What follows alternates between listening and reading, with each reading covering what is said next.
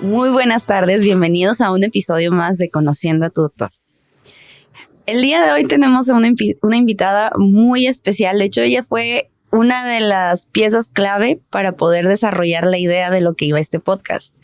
Porque, pues, en esas pláticas de consultorio nos adentramos en un tema que a mí me hizo mucho ruido, que es el cómo se lleva el proceso de una enfermedad terminal en un familiar como médico, pero también como hijo.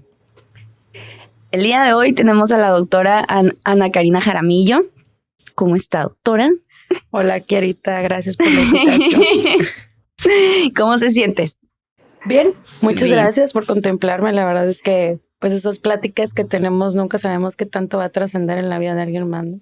Exacto, y yo sí considero que es muy importante dialogue, ese tema, porque pareciera como que cada quien lo lleva muy en lo personal, ¿no? Y fue muy admirable para mí, y genuinamente te lo digo en serio, para mí fue como inspirador y parte del proceso creativo del podcast.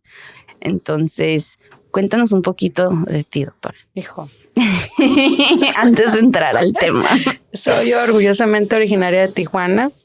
Soy la hija menor de una familia nuclear compuesta por 5 integrantes, mamá, papá, hermanos. Estudio medicina aquí en Tijuana, no en la grande casa. No me quiso. Entonces soy coyota orgullosamente. Empecé a trabajar desde el 2008 que egreso. Me dio la oportunidad de un médico en un hospital en la Colonia Obrera y la verdad es que sin cédula era una maravilla porque hacía guardias. Fue en el tiempo donde fueron las balaceras feas aquí en Tijuana. Y ahí empieza mi historia como médico. Me dedico a hacer principalmente la medicina privada, como médico de guardia, trabajando para un hospital donde nos pagaban muy poco, pero la verdad es que el aprendizaje seguía y seguía creciendo. Hasta que me inviten a formar parte de gobierno. Empiezo mi primer trabajo en gobierno municipal como médico de consulta. Posterior a eso, de un despido injustificado, mi hermana que sigue de mí me dice, oye, negra, no, pues así me dice, oye, negra, ¿qué piensas hacer de tu vida? Luego, pues seguir trabajando. ¿Para quién? Pues, para alguien más, ¿no? Te voy a ayudar a financiar tu primer consultorio, te voy a prestar dinero. Y donde yo vea que te empieza a salir ahora sí que del presupuesto, pues te le retiro la ayuda, ¿no? Y gracias a Javier, mi hermano, es cuando empiezo a abrir esta posibilidad de abrir mi primer consultorio y sentir el frío de la calle, donde ya estás tú sola y te das cuenta de que no es fácil, y más cuando no vienes de una familia de médicos. Eres la única médico, ¿verdad? Soy la única médico de la familia. Y mujer que se rifó abriendo consultorio, ella. Claro, cuando era como tan sencillo a lo mejor seguir trabajando para alguien más. La verdad es que yo le agradezco mucho a Javier, toda la vida le voy a agradecer ese impulso. Y es como empiezo. Por mucho tiempo le escribía correos a una doctora que era muy importante y que sigue siendo muy importante en Tijuana en el tema de seguros, y nunca me respondió. Hasta el día que aperturé mi consultorio, el primer día me llega una llamada de esa doctora invitándome a trabajar en su séquito de médicos, y me voy y es donde empiezo a conocer un poco más de lo que son los seguros médicos, principalmente de bancos, y es donde yo empiezo a trabajar y a enamorarme de trabajar para seguros médicos. La verdad es que mucho médico opina que es de las peores cosas, ¿no?, que pueden pasar porque no pagan o por lo que tú quieras. Yo te puedo decir que he construido muy bonito camino en los seguros. Me encanta trabajar con mis pacientes de seguranzas y son unos pacientes muy agradecidos, se vuelven parte de tu familia, y pues eso ha pasado desde hace 10 años que llevo trabajando en eso. Estuve también trabajando como médico escolar, que es una etapa muy bonita porque fue en la misma secundaria donde yo estudié. Oh. Entonces fue muy padre esa experiencia de contacto con los docentes que habían sido mis maestros, evidentemente con mis compañeros maestros, y los alumnos, que al final de cuentas yo no sabía quién daba más a quién, ¿no? Si ellos a mí o yo a ellos, pero la verdad es que fue una muy bonita experiencia. También he sido médico de maquiladora, entonces un médico ocupacional donde pues tienes que estar involucrado con toda la prevención y los cuidados de los pacientes que trabajan en las empresas, y la verdad es que es otra etapa que justo ayer lo comentaba, a las cuales sí regresaría. Me encantó trabajar para maquiladora, además de que es muy bien remunerado. Los pacientes son sumamente agradecidos. Es como si estuvieras haciendo un servicio social indefinido. ¿A poco? Muy padre. La experiencia de maquila es genial. Sigo trabajando para seguros. Tuve la gran oportunidad de que uno de mis grandes maestros y amigos me llevara a un lugar, a un recinto, su recinto sagrado, porque es un negocio, y me invita a estar con él. Y la verdad es que le voy a estar eternamente agradecida porque él me llevó a cómo descubrir que ya no quería estar en un lugar, que fue un puesto directivo de una subdirección médica en un hospital de gobierno, y me abrió los ojos, ¿no? De que tú ya eres alguien hecho, realmente que se le está llorando al puesto, ¿no? Uh-huh. Entonces ya aprendiste lo que tenías que aprender, ya dejaste lo que tenías que dejar, lo más importante pues es tu familia, ¿no? Uh-huh. Y fue como yo decido dejar ese puesto, su dirección médica, que fue muy difícil, porque evidentemente los puestos jerárquicos muy probablemente tenemos la idea que están hechos para un hombre. Tengo un chiste ahorita en mi rutina de stand-up en relación. Y muy probablemente estamos en pañales en eso, ¿no? Porque la realidad es que pues sí sigue habiendo mucho machismo y mucha pretensión de puestos del género masculino, cuando yo te puedo decir que el puesto me enseñó a seguir puliendo mi calidad humana, que yo creo que esa es la parte que te puedo decir que me hace diferente como médico. Y confirmo. Que la calidad humana sí es muy importante. Total. Entonces, eso es la pauta. Decido irme. Yo tengo amigos trabajando donde actualmente tú y yo trabajamos, y había sido un reto para mí entrar a ese lugar, porque en Tijuana es un lugar muy, muy, muy codiciado para trabajar. Sí. Entonces, creo que Diosito me tenía preparado esto, y la verdad es que lo disfruto mucho. Llegué, yo creo que a este lugar cuando tenía que llegar, con la preparación que tenía que llegar y con toda la necesidad de seguir aprendiendo, porque la verdad es que son pacientes totalmente diferentes a lo que yo veo en mi consultorio. Sí. Actualmente estás en la consulta privada con médicos, con seguros médicos, y en en el mismo lugar de trabajo, ambas, ¿no? Sí, en el mismo lugar, y pues soy mamá.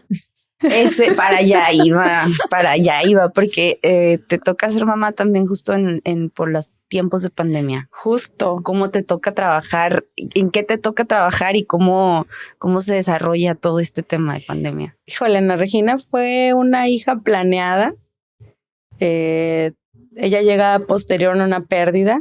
Es mi niña arcoíris, y justo nace en diciembre del 2019. Entonces, a mí me contratan embarazada, este puesto que te hablo directivo. Regreso a trabajar en marzo, y ¿no? Que empieza la pandemia, algo que creíamos que iba a durar 2 semanas, cierre en 2 semanas, usen cubrebocas 2 semanas, esto se va a rehabilitar, ¿no? Y estamos como en periodo postraumático, ¿no? Sí. ¿Te has dado cuenta? Como que, sí, la pandemia.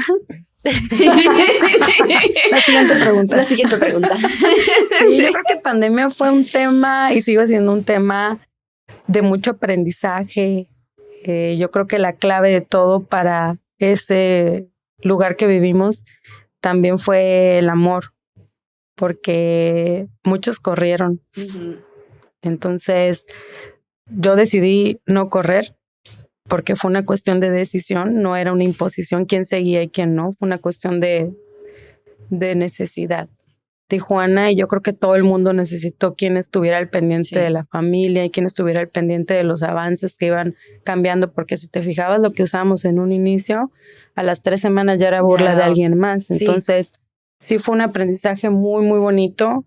fue difícil porque Ana Regina tenía mesecitos cuando yo la dejé y que tenía que llegar, y ya sabes que estaba con la lactancia mixta y ella lloraba cuando yo llegaba y yo me tenía que llegar a bañar, a quitar obviamente todo. ¿Cuántos meses tenía ella cuando empiezas en la pandemia? Cuando empieza... 3 meses, 4 meses. Y lactando y atendiendo. Y sí, y haz de cuenta que de las peores cosas que yo recuerdo es haber estado en mi consultorio, que justo quedaba enfrente de un hospital que recibía pacientes en ambulancia, y escuchar alrededor de 9 ambulancias llegar. O sea, para mí eso era muy difícil porque quería concentrarme en mis consultas virtuales y demás. Entonces, sí era como pueblo de nadie, ¿no? No se escuchaba el ruido de los carros, solamente se escuchaba el ruido de las ambulancias, veía las sirenas. Fue una situación muy, muy complicada. ¿Tú la viviste? Confirmo la parte de las sirenas. O sea, el primer mes ya era como... Escuchaba la ambulancia por la casa y era como, ¿y ahora a quién se llevaron? O sea, tenso. O sea, sí, era... Sí. Lo sigo procesando y lo sigo trabajando porque, pues, como bien dices, fue un aprendizaje que no quiero echar al saco roto porque me doy cuenta que muchos como que, ay, ya pasó, lo que sigue. Y yo, la pandemia nos enseñó que, en lo personal, que la muerte está presente. Sí. Nadie sabe cuándo, cómo, ni por más que domines temas médicos, vas a poderle sacar la vuelta cuando te toca. Entonces, a partir de allí es, ¿qué quiero hacer con mi vida? Porque esto se va a acabar. Sí. Y lo sigo trabajando, pero escuchaban ambulancias como Chihuahua.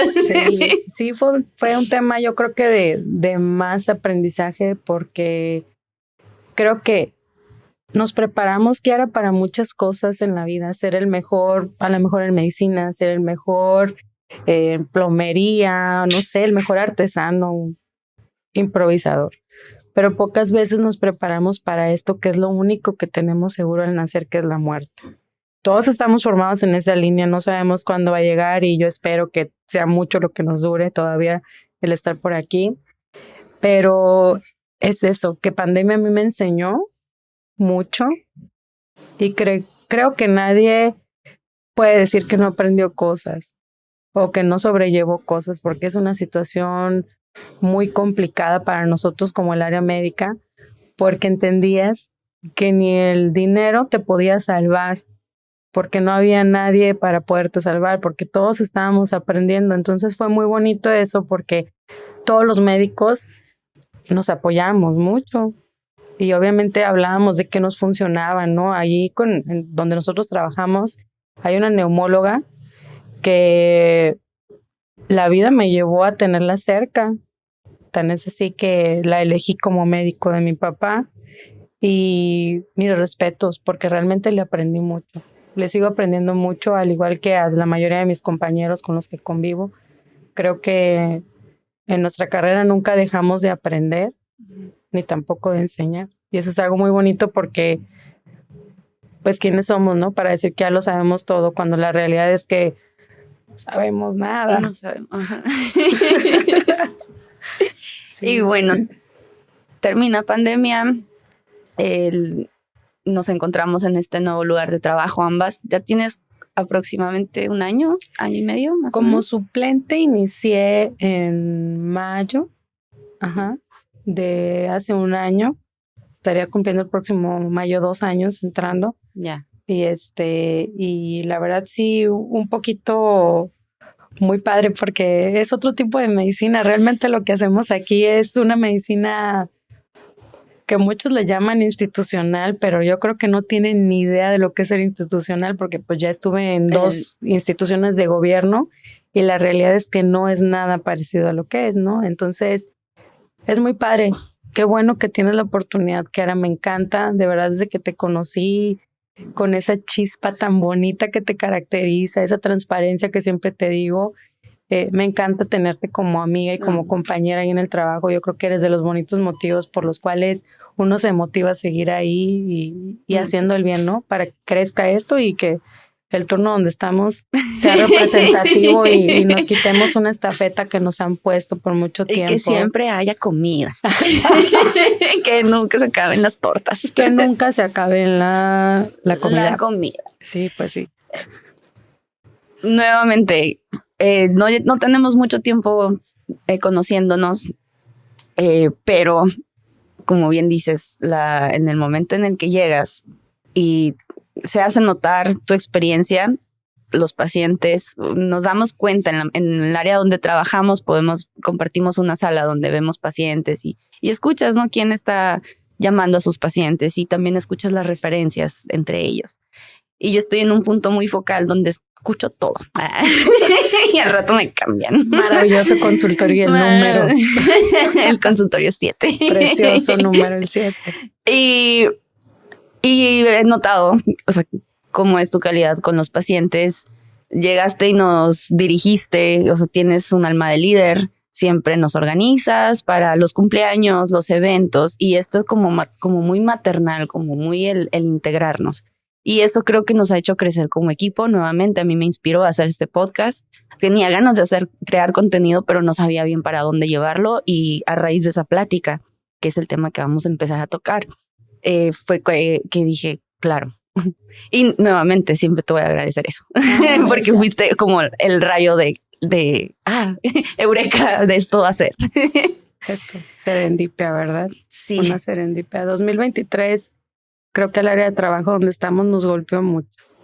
Nos golpeó mucho en este tema y creo que tuvimos maestros que en el proceso de ellos de ir sobrellevando su pérdida nos siguen apoyando, ¿no? Porque no nos ha dejado. O sea, me acabo de enterar que el papá de una de nuestras compañeras muy queridas falleció el 4 de diciembre. Entonces, muy, por allá por el lado de telemedicina. Entonces, no sí está ni yo. Ayer que me dijo en el comedor fue, ya acaba tu 2023, qué bondadoso fuiste, pero ya vamos a ver qué nos oferta el 2024, ¿no? Sí, la pérdida de un familiar como médico y más si eres el único médico de la familia, porque se siente esta presión de ¿y qué va a pasar? Tuve una experiencia para nada, una experiencia muy breve en que tengo 2 hermanos. El más chico se enferma de una infección, Coxi.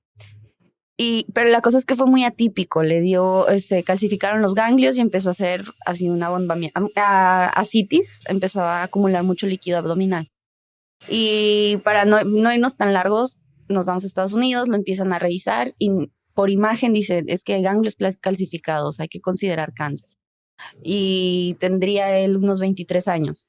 Me acuerdo que toda la presión, ¡fum! O sea, volteándome a mí, tías hablándome por teléfono, o sea, y yo me acabo de graduar, o sea, estoy haciendo el servicio social, ¿cómo te explico? Y sentí mucha presión, muchísima presión. ¿Cómo ha sido y cómo fue para ti todo este proceso desde el diagnóstico de cáncer de tu papá desde el punto familiar? Y aquí con lo más cómoda que te sientas desmenuzando el tema. Hasta que culmina, que nuevamente ahí yo dije, wow, que esta mujer, qué fuerte. Qué bárbara, qué temple. Y dijiste algo que me hizo mucho ruido. Me acuerdo.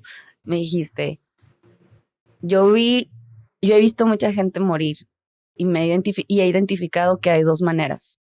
Quienes se van porque tienen todo resuelto y quienes dejan cosas pendientes.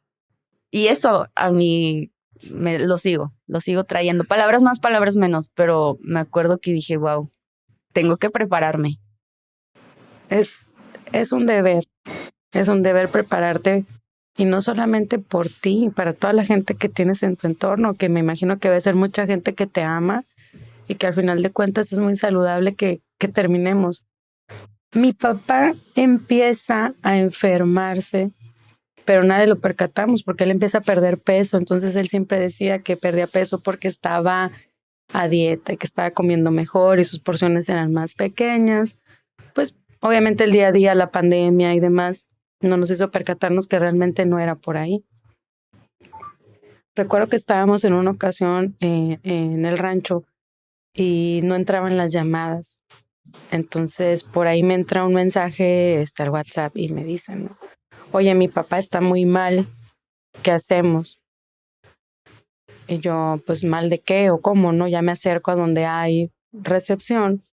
Y me dice, no, pues es que mi papá se iba a desvanecer, estaba regando su patio, él amaba regar las plantas de su patio. Y posterior a que estaba regando las plantas, pues que se desvaneció y que siente que se va a desmayar y demás. Entonces dije, acérquenlo a un hospital. Al final de cuentas, ¿estás de acuerdo que pues yo no me lleve a los hospitales conmigo, ¿no? Lo primero que como cualquier familiar debes de hacer cuando estés ante una situación que desconozcas, acércate con quien lo conoce. Y hospitales y incluso hasta farmacias va a haber en cualquier lugar donde te puedas acercar a que te traten. Entonces le digo a mi esposa, ¿sabes qué? Nos tenemos que regresar, mi papá se enferma, ¿no? Afortunadamente el rancho queda cerca de Tijuana y llegamos y yo lo veo y ¿qué pasó, señor? ¿Cómo estás? No, pues es que fíjate que creo que se me bajó la presión, pero me siento bien. Oye, pa, pero pues, te revisamos o algo. No. Entonces empiezo a hacer el monitoreo para checar su presión arterial durante la semana y pues decido bajarle la dosis del medicamento antihipertensivo. Así estuvimos hasta que le ocurre otro episodio y dije, esto ya no está tan normal. O sea, algo se le pasa. desvanecía. Sí, se Empezamos desvanecía. como a la presión, bajarle el medicamento. Sí, Pero entonces estaba pasando muy frecuente. sí, y ya la segunda ocasión que le ocurre, ya es donde digo, no, espérate tantito, pero ahí ya cambia todo porque la enfermedad de mi papá fue bien camaleónica. Sí. O sea, él tenía todo y no tenía nada. Entonces empieza después con vómito, empieza con mucha dispepsia. Entonces dije, él tuvo Helicobacter pylori, entonces por ahí va a ser una gastritis y demás. Contacto por el grupo, que hay un grupo magnífico que es de doctoras mamás en WhatsApp de Tijuana, que la verdad es que les mando un fuerte saludo a todas, un abrazote, porque aprendes mucho de ese grupo. Hay otro que te voy a incluir. No, porque espérenme, ya hasta que. No. Al de embarazadas, no, gracias. No, hay uno de doctoras que está genial porque son doctoras en general y pero de mamás, pues no nada más tocamos temas de la medicina, tocamos también temas de recomendaciones de los hijos, las escuelas y demás, ¿no? Entonces pregunto, ¿hay alguien que pueda hacer una endoscopía así como que en Fano? Y una buena compañera de la uni me dice, oye, es que mi esposo puede, te la hacemos en tal fecha y demás, ¿no? Entonces agilizamos. Eso es lo que yo agradezco en este proceso, que el ser médico en una familia te va abriendo la posibilidad de actuar más pronto y de tener tus contactos y obviamente agilizar los procesos. Entonces le hacemos la endoscopía, le sale una gastritis erosiva por ahí, empieza con manejo por mí, pero le digo, te tiene que valorar y hablo con mi familia y les digo, no, o sea, este proceso yo lo quiero vivir como hija. Ahora sí que no sé qué posibilidad hay, señor, ¿no? De que me permitas vivirlo como hija, no como doctora. Sí. Recordando las palabras que en su momento nuestra amiga la doctora Cuellar me dijo, no te vuelvas el verdugo de nadie de tu familia, porque ella ya lo había vivido, entonces fue el mejor consejo que recibí. Entonces yo dije, yo tampoco quiero ser el verdugo, entonces vivo el proceso como hija, ahora sí que desde gallo la veo. Y pues mi hermano toma la rienda de empezar a conseguir un gastro que valorara a mi papá. Este gastro definitivamente no quiso la endoscopia previa, él quiso su endoscopia tomada por él, valorada por él y verla. Entonces se atrasó un poquito ahí el proceso en lo que organizaban y demás. Y empiezan a darle tratamiento para su dispepsia y su gastritis, ¿no? Ahora sí ya por diagnóstico. Bien, continúa bien. Pero de pronto nos percatamos que traía una tos muy extraña. Te digo que el camaleón ahí va por todos lados. Entonces, esa tos, pues dije, ¿qué será? Ok, vamos a ver por el lado de neumo. Un muy buen amigo que tú también conoces y yo, por medio de una institución de gobierno, nos ayuda en agilizar el proceso para que lo vea un neumólogo en el gobierno. Pero nosotros ya llevábamos un ataque de abdomen que nos decía que traía unos nódulos en el pulmón. Entonces yo dije, ¿nódulos? O sea, nódulos no. ¿qué hay en esos nódulos? ¿Qué son esos nódulos ahí arriba? O sea, el TAC de abdomen dice que mi papá está bien de acá abajo, pero ¿qué son esos nódulos? Entonces tomamos un TAC pues de pulmón. Y nos reportan que todo estaba bien. Ok. Afortunadamente este doctor neumólogo que tú conoces y que yo también conozco y fue alumno de mi papi, Tu papá era biólogo, era mi papá químico. era químico biólogo y también estudió la docencia de primaria. Entonces, pues era muy conocido por eso, ¿no? Y aparte, pues que hay otro factor que él siempre hacía sus prácticas, porque antes hacían muchas prácticas en laboratorio con químicos y demás, y lo ve. Entonces me dice, oye, Karina, ¿ya abriste el disco de la tomografía? Ojo, amigos y compañeros, ábranlos. No se basen en lo que dice alguien, ¿no? Porque eso es un chisme. Tú puedes ver y aunque no sepas, vas a identificar estructuras y cosas que no son normales. Entonces me manda el video y dije, ay, son cavernas. Fue lo primero que pensé. Entonces, como cuevitas, como ¿no? cuevas, ajá. En el pulmón. Son unas cuevas en el pulmón. Entonces, pues todo parecía indicar que la zona donde vivimos, pues es una zona muy propensa a que haya tuberculosis, además de cocci, que ya nos hablaste de esto, entre otras enfermedades que son muy endémicas de acá, que son muy comunes que existan aquí. Y pues dicen, ¿no, señor Jaramillo? Usted no puede cuidar a sus nietos, usted se debe cuidar usted. Pues nadie puede estar en su casa, tiene que empezar con unas medidas pues severas, ¿no? De cuidados y demás. Entonces, mi papá, siempre siendo un sol, pues ¿quién se va a encargar de las niñas? Porque obviamente ellos nos apoyaban a mi hermana y a mí cuidando a mi hija y a mi sobrina, ahijada, y no hubo mucho rapport a lo que yo sentí con mi papá, ¿no? Yo creo que el doctor fue muy consciente en lo que le estaba diciendo porque obviamente era la recomendación principal, cuidar a los niños. Pensando que tenían tuberculosis. Sí, pensando en que esa enfermedad es altamente contagiosa y que estamos en un estira y afloje para que no se siga, pues ahora sí que contagiando, ¿no? Entonces, coincide que en una ocasión iba caminando a nuestro trabajo y me encuentro esta doctora neumóloga, que es una neumóloga muy reconocida ya aquí en Tijuana, gracias a pandemia también, y aparte de su bonita calidad humana. Digo que eso marca la pauta en todo, ¿no? Entonces le digo, oye, fíjate que mi papá le hicieron le hicieron una TAC y demás. Y luego me dijo, oye, llévamelo, necesita hacerle una broncos. Le dije, sí, es que justo eso dijo el neumólogo que lo está valorando. Ah, igual si ya tiene manejo, me dejas saberlo. No, es que quiero que lo empieces a ver tú. Ah, pues va. Entonces ahí empieza pues a diagnosticarse mi papá. Empiezan a hacerle nuevos estudios. Todo le salía negativo, o sea, que si hongo negativo, que si TB negativa, que si todo. Entonces dijeron, bueno, vamos a empezar a dar tratamiento para tuberculosis. Entonces mi papá poco sabía de medicina, que de hecho él quiso ser médico, pero le tuvo mucho miedo a la sangre y no concretó esa área y por eso se fue a la química. Dice, es que cómo me voy a tomar un tratamiento de algo que no tengo. Y ahí es donde empieza, ¿no? El diálogo con la familia de que éramos 5. ¿Cómo te explico que el desempate quién iba a ser? Pues mi papá, ¿no? Entonces, pues quiénes están a favor del tratamiento. Digo, no voy a decir esto en este momento, quiénes estuvimos a favor y quiénes no, porque sería tocar fibras en ellos que me van a escuchar. Pero ellos saben quiénes estuvimos de acuerdo en el tratamiento. Lo sometieron a votación. Sí. Lo sometieron a votación. En una mesa donde nos sentábamos a reír, a comer y a disfrutar de grandes momentos familiares. Entonces, ahí vivimos un primer juicio, ¿no? De que si quería. Entonces, mi papá desempató y dijo, yo quiero tomar el tratamiento.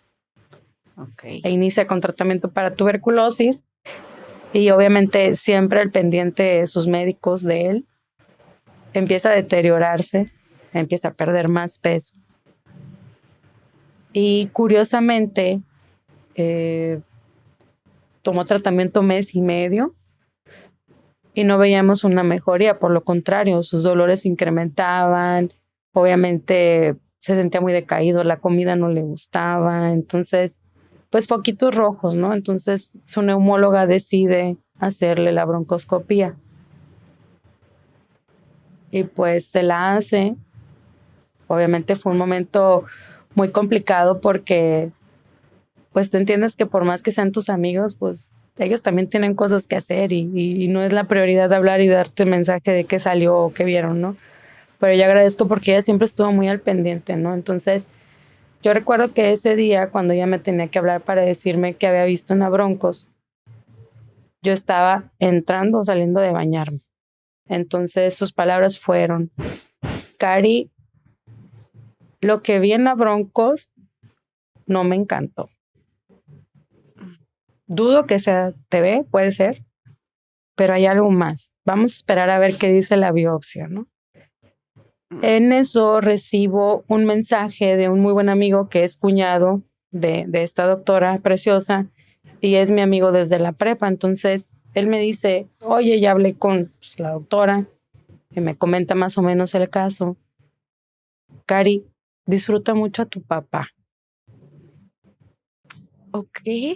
Entonces ahí empieza mi duelo, Kiara, porque ellos no sabían a ciencia cierta qué ocurría, porque obviamente pues la biopsia no es como ellos dos estuvieron en comunicación, perdón que te interrumpa. Porque resulta que el hospital donde le hicieron la broncos a mi papá, el dueño es este doctor, que es un cirujano plástico de acá de Tijuana. Entonces, sus palabras para mí fueron como alerta, algo pasa. Entonces, ahí es donde caigo y me hace sentido todo, ¿no? De que, oye, ya nos está poniendo cool esto, pues ya no. Entonces, obviamente hablo con mis hermanos. Con mi mamá yo casi no hablaba porque hasta la fecha es complicado hablarlo porque pues obviamente yo creo que la esperanza es lo último que muere.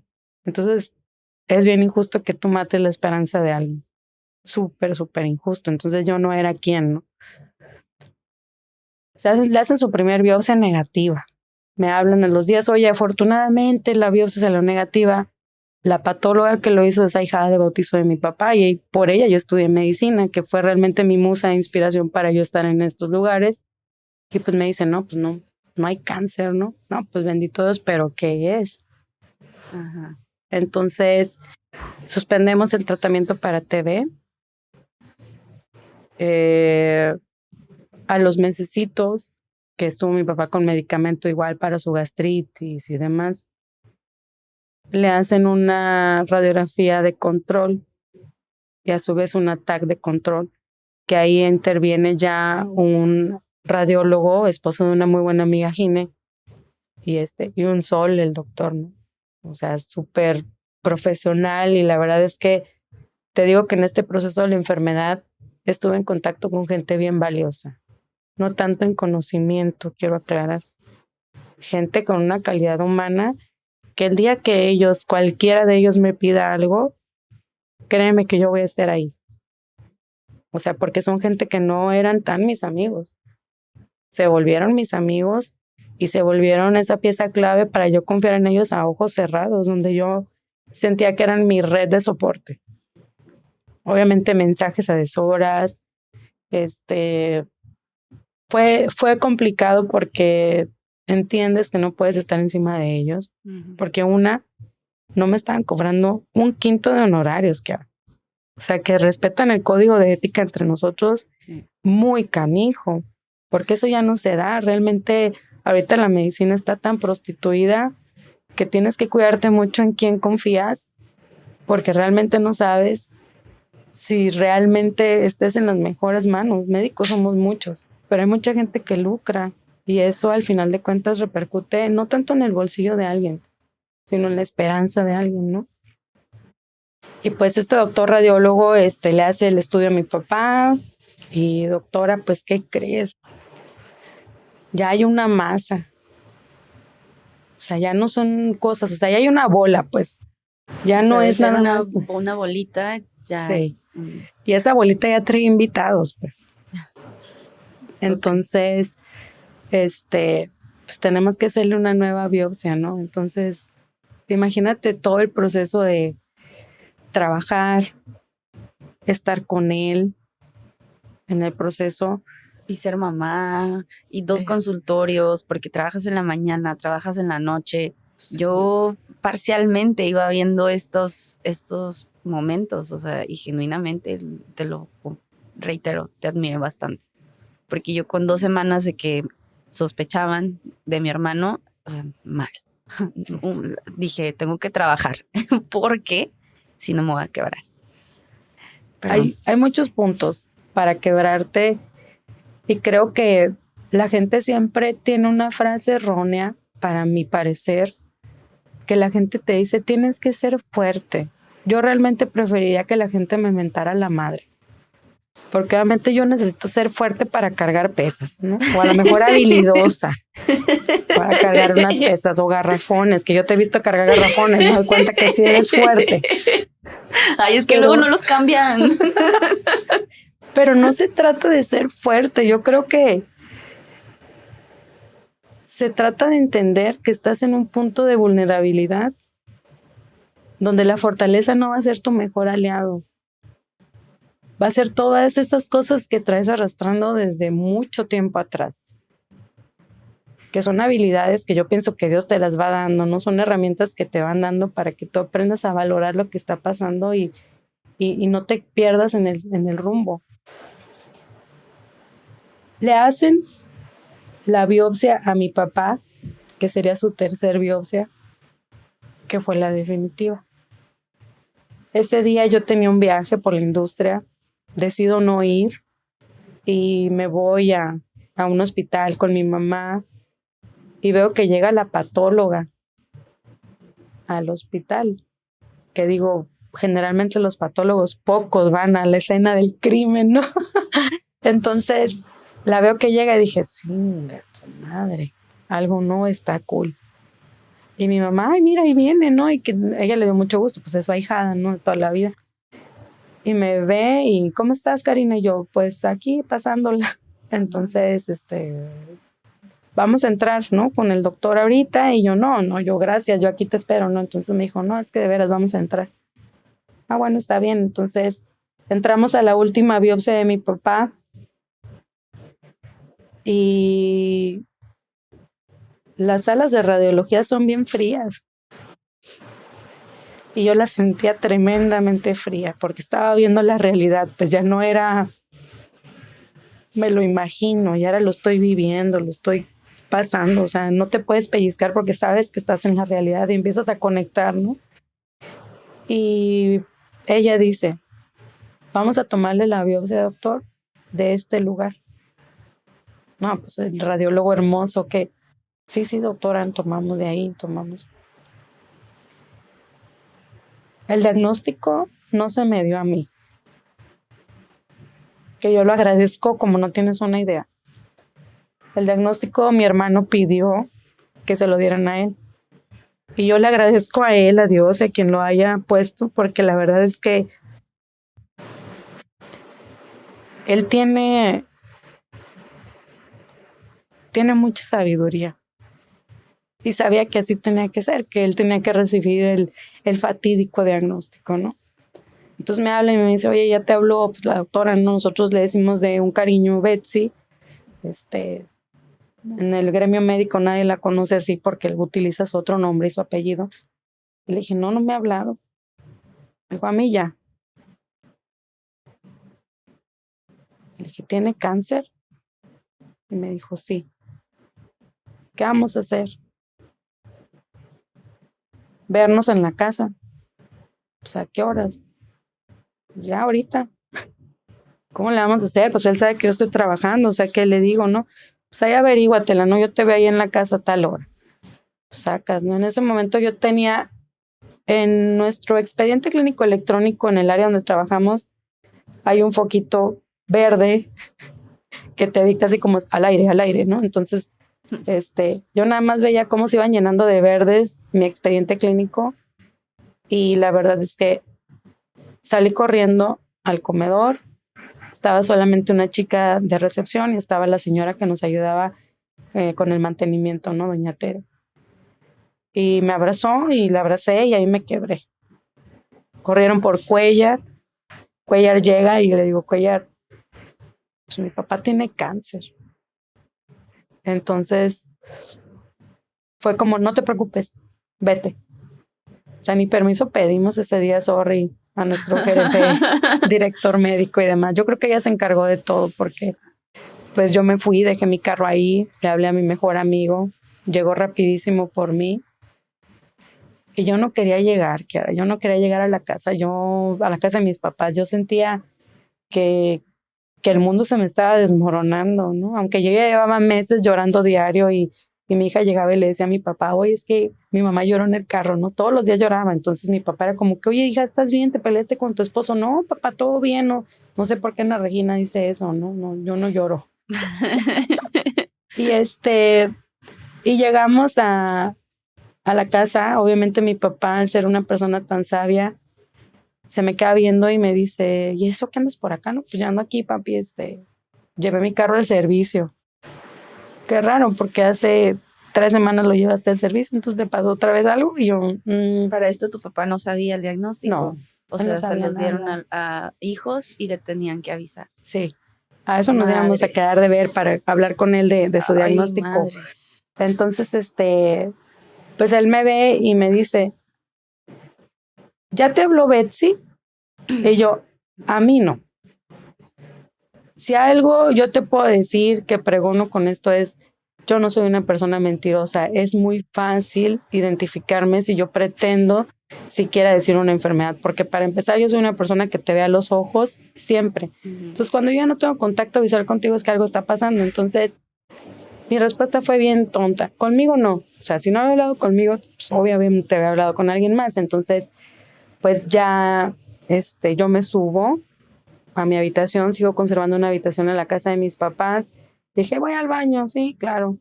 Fui y me acosté en mi cama y llega mi hermana y me dice, ¿todo bien? Ella tampoco sabía. Entonces le dije, no, hermana.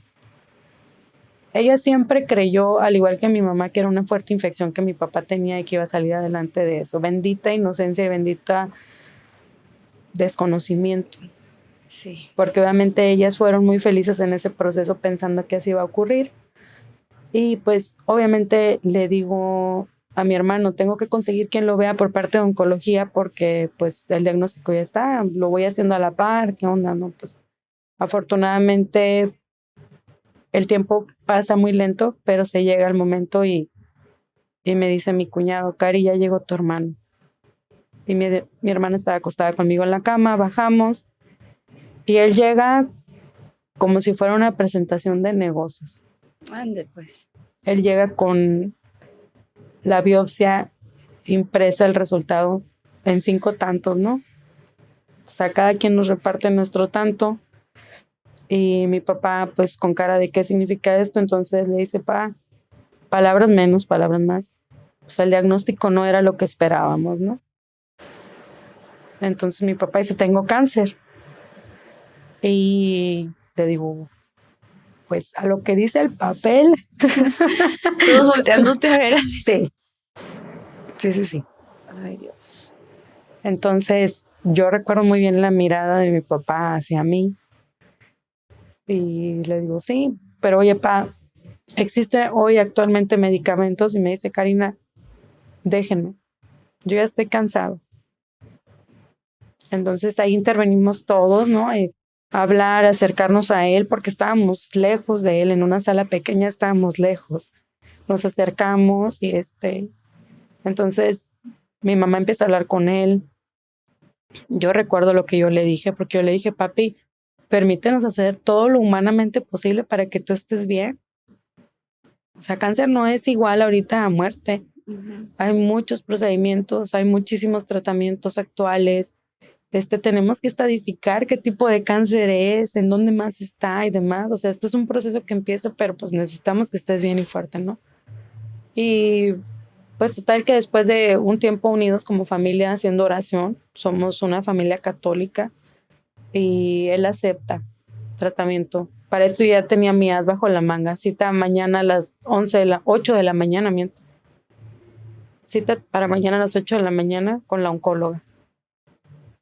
Entonces fue empezar a sacar copias, imprimir resultados, formar expediente de mi papá desde lo que empezó hasta el final. Me acuerdo que iban así ya casi las 8 o 9 de la noche, llegamos a una tienda muy grande donde sacan copias y el chico nos dijo, no, es que ya no puedo sacar impresiones ni copias. Entonces accedió, logramos integrar el expediente y llevarlo al día siguiente, ¿no?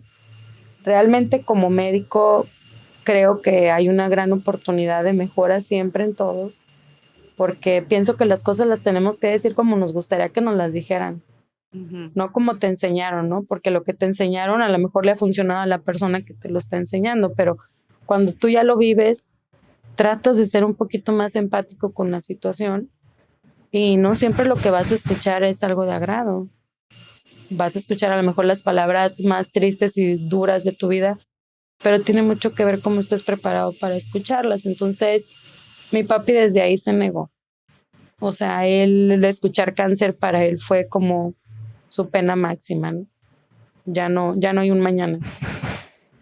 Desafortunadamente había presentado como un tipo laringitis, que yo creo que ya era algo que traía por el mismo cáncer, dejó de hablar. Su tono de voz era muy, muy bajito. Ya no lo entendíamos, nos comunicábamos con él por medio de campanitas para que nos hablaran y lo asistiéramos. Obviamente ya caminaba con mucha dificultad y empieza su tratamiento de la primera quimioterapia. Siempre presentaba mucho dolor, entonces accedieron a hacerle radioterapia también y pues obviamente la radio ayudó para que disminuyera el dolor. Utilizamos gotitas de CBD, él estaba en contra de todo eso porque decía, oye, ando pelón, ahora marcado donde me van a dar la radio, aparte drogadicto, ¿no? Para él, pues obviamente, como aún siendo químico, pues no entendía, ¿no? Que era lo que teníamos que hacer para poderle dar cuidados paliativos, ¿no? Que son los cuidados, pues al final de una enfermedad para que él tenga una mejor calidad de vida. Fue muy honesto porque en una ocasión que yo llego en las mañanas siempre llegaba con un sabor diferente. Ellos lo hicieron por mí en algún momento, entonces pues era como regresarle algo, ¿no? Entonces llegaba con un sabor distinto y me decía que no quería comer nada. Nada le sabía, nada le gustaba, todo estaba dulce, todo estaba salado, todo estaba caliente, todo estaba frío, era lo que más toleraba, lo frío. Y recuerdo que en una mañana llegué y le dije, papi, ¿tienes cara de miedo? ¿Tienes miedo? Y me dijo, ¿miedo a qué? Le dije, ¿tienes miedo a morirte? Y me dijo, mi papá tenía unos ojos muy grandes que los logré ver hasta que él adelgazó. Sus ojos los abrió y me dijo, no, yo no tengo miedo a morirme, yo estoy listo. Entonces eso, quieras o no, te da mucha tranquilidad, porque sabes que saben a lo que pueden llegar. Le dije, ¿tienes miedo de dejarnos? Me dijo que no. Le dije, ¿tienes miedo de dejar a tu mamá? Que mi abuela vive y tiene 104 años y él es el único hijo. Y me dijo, no, me dijo, yo a ellas las voy a dejar respaldadas, ellas van a estar bien. Le dije, ¿tienes miedo de dejar a mi mamá? Y me dijo, mucho, porque tu mamá es 100% dependiente de mí y ese es mi mayor pendiente. Pero yo no tengo miedo a morirme. Quiero que me ayudes porque quiero hacer mi testamento y necesito que me ayudes con una tarjeta que tengo por vencida y que quiero que tu mamá no batalle con nada para el día que yo me vaya, porque yo no voy a aguantar la segunda quimioterapia, Karina. Y así fue. Segunda quimioterapia, obviamente no la aguantó. He de decirte que mi papá decidió llevar un tratamiento alternativo, que ahí sí nunca lo metimos a votación. Él decidió llevar un tratamiento alternativo en una clínica particular. Nunca sé qué le pusieron. No quiero saber. No me costó a mí, le costó a él, fue su decisión. Lo que sí puedo decirte es que vi la enfermedad muy de cerca. Supe que sí era fuerte porque lo podía cargar, lo podía trasladar de la silla a la cama. Y en una ocasión que llego a visitarlo, empieza a decir, Dios mío, llévame. Dios mío, estoy listo. Entonces yo lo escucho y me acerco y le dije, papi, ¿qué estás diciendo? Le dije, porque acuérdate que Dios no cumple caprichos. Si realmente lo deseas, pídelo con fe. ¿Te sientes tan mal como para que le hable a un sacerdote? Él cuando inició la enfermedad ya se había confesado. Y en ese momento me agarra la mano y me dice, sí, por favor. Obviamente habla un sacerdote, llega en muy buen tiempo, mis hermanos estaban ahí afortunadamente y mi mamá. Y este sacerdote fue un momento muy bonito porque fue una despedida que yo le voy a agradecer toda la vida. Porque rodeamos la cama de mi papá, mis 2 hermanos, mi mamá, el sacerdote y yo.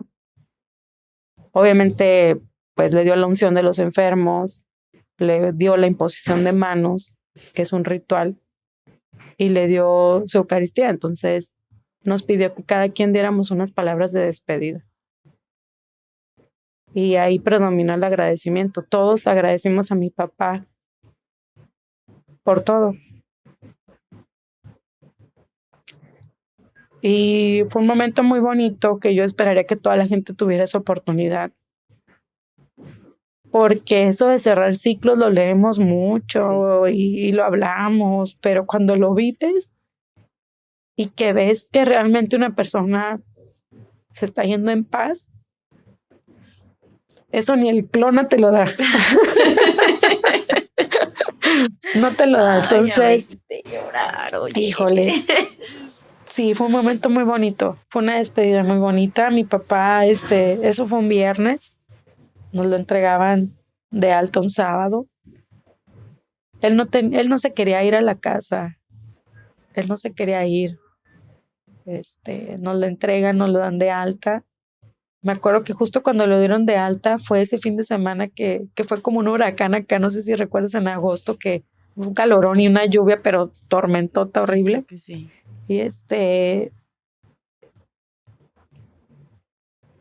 Y obviamente pues se queda en casa con mi mamá, mi hermana. Y todos los días pues yo iba a dejar a Ana Regina o iba a ver a mi papá, a ver cómo seguía. Y el último día que lo vi, Peraltita, lo acababan de bañar, estaba enojadísimo porque él no se quería bañar, estaba ahí, entonces lo llego y lo veo y le digo, pa, estás en camiseta, ¿qué onda? Pues ponte camiseta. No, es que no me trajeron la que yo quería, y que pues total, ya entre regañadientes lo empiezo a cambiar y todo. Entonces, esa fue la última vez que lo vi con vida. Le tocó asistirlo, Sí. cambiarlo. Sí. Y le dije, pa, ya no te hagas pipí. Batallan mucho para estar cambiando los pañales, avisan, tienes todo para que puedas avisar. Prométeme que ya no lo vas a hacer. Y me dijo, te prometo que no me voy a volver a orinar. Y lo cumplió. Ay. Lo cumplió. Esa madrugada fue, yo creo que lo más fuerte para mí como hija médico. ¿Quieres una servilleta? Que me habla mi mami y me dice, hija, tu papá empezó a sangrar. Y no le hemos dicho. Y la verdad es que Ana Regina y yo solas, porque mi esposo pues se va a trabajar en la madrugada. Aquí en Frontera pues está caótico el tráfico por las mañanas. Entonces le digo, ma, si quieres te mando una ambulancia. Es que no me contesta tu hermano. ¿Qué hago? No, pues si gustas te mando una ambulancia. Poniéndose el límite, ¿no? De tengo que. Entonces me dijo, bueno, pues te hablo después. Afortunadamente ellos estuvieron con él. Me comentan que fue un momento para ellos muy fuerte, porque obviamente llega la ambulancia junto con mi hermano que logran llamar y no se lo querían llevar porque pues el cáncer no es un motivo para llevarlo, hasta que dice mi mamá o mi hermana, ¿y el sangrado qué? Entonces lo de las ambulancias y mi papá abren los ojos porque no sabían que había sangrado, entonces se lo lleva por sangrado. Yo les comento que cualquier cosa me avisen. Y pues sí me avisan. Me avisan un par de horas. Recibo la llamada de mi hermana. Híjole, llanto bien amargo. Muy, muy amargo. Donde me avisan, ¿no? Cari, mi papá falleció. Y mi primera respuesta en la cabeza fue, y no estaba ahí. Entonces, estaba por bañarme y demás, me baño, hablo a mi esposo, hablo a Cuellar para que ella se encargue de notificar en el trabajo y a todos ustedes. Y Lucy siempre lo dice, ¿no? O sea, tu llamada fue, oye, mi papá falleció. Y pues, como, encárgate, ¿no? Y obviamente Tijuana es un caos con el tráfico. Yo entiendo que en un hospital siempre lo prioritario va a ser tener una cama disponible para quien llegue. Y pude verlo en el hospital, en su cama, acostado. Y nuevamente me despedí con agradecimiento. Yo le pedí siempre a Dios, llévatelo dignamente. Yo quiero que mi papá muera con dignidad. Quiero que él se vaya siendo una persona digna.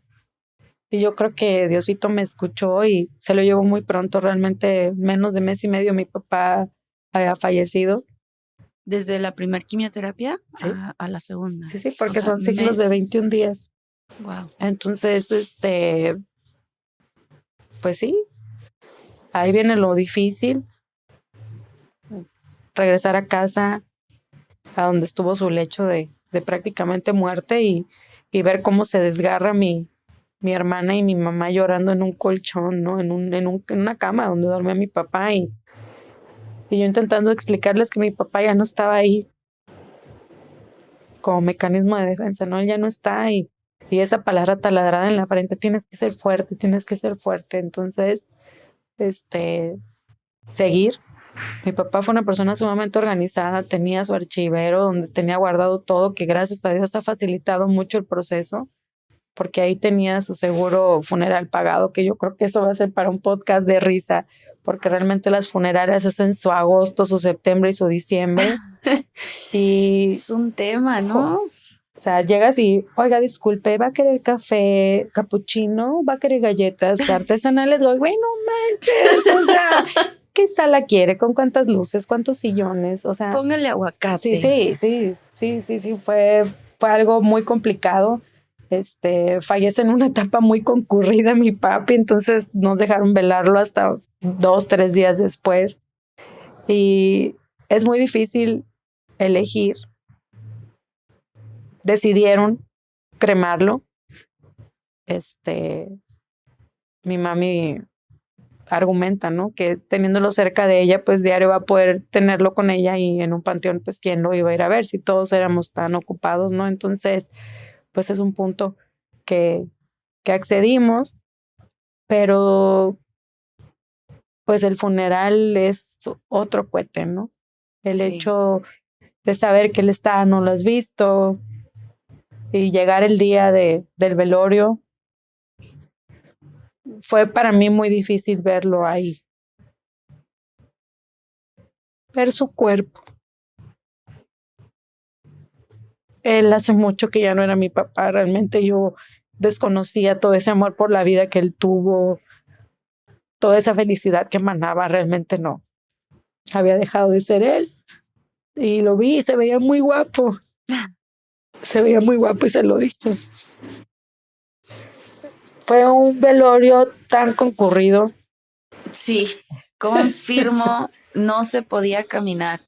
O sea, estaba todo el pasillo lleno de flores para irte a dar el abrazo. O sea, es el primer velorio que yo voy y que no entendía qué estaba pasando. O sea, si estaba siendo televisado o qué estaba ocurriendo, si era un político, porque era como cuánta gente. Sí.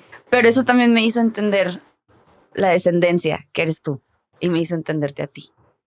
Y ahí, pues, reitero mi admiración. Y se me hizo muy bonito ver que a pesar de todo este proceso, no faltaste al trabajo. Contadísimas las ocasiones que no te vimos.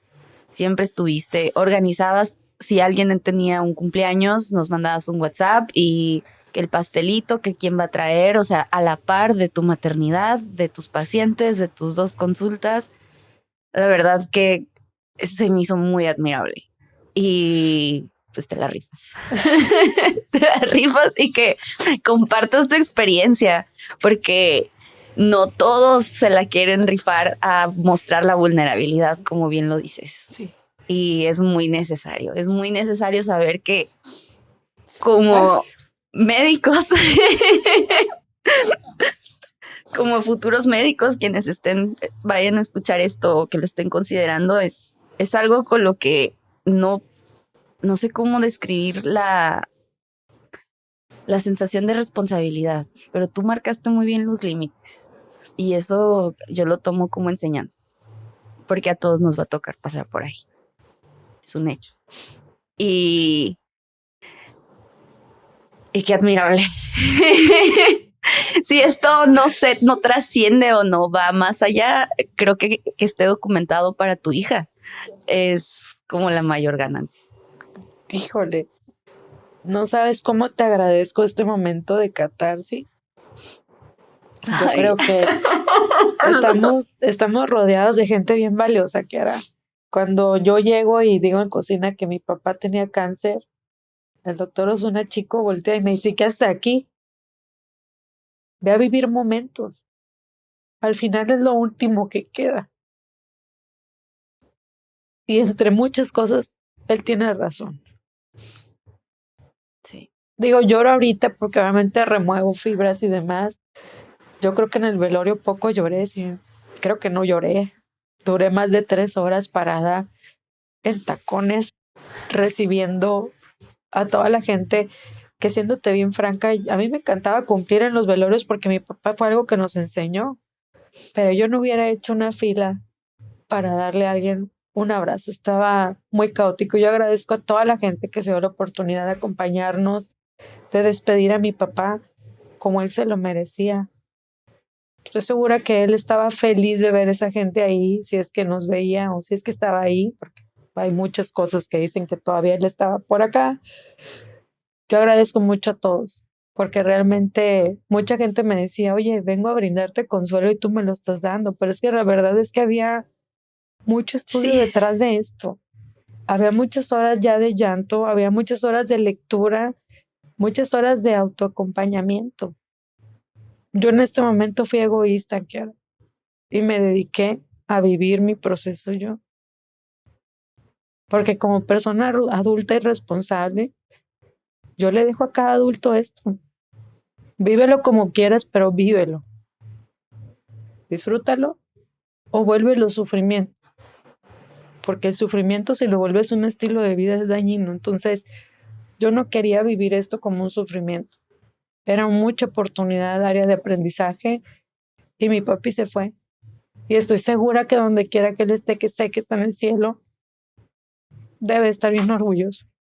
Estoy segura que sí, porque nos estás transmitiendo toda esta sabiduría. Ayer también compartiste en el grupo un libro del duelo de Elizabeth Ross, si mal no recuerdo, las etapas del duelo. Y viene hasta desmenuzado, ¿no? El duelo, la pérdida de una pareja, de un hijo. Entonces, sí dije, esta mujer, qué bárbaro. O sea, sabe que como dices, tu papá tenía todo organizado. Tú eres muy organizada, eres muy metódica. Entonces, eso nos nutre mucho, me ha enseñado mucho. Y nuevamente, muchas gracias. Todavía no concluyo, pero se me hace bien valioso esto. Sí, realmente hay muchas cosas que aprender, no solo de medicina. Sí.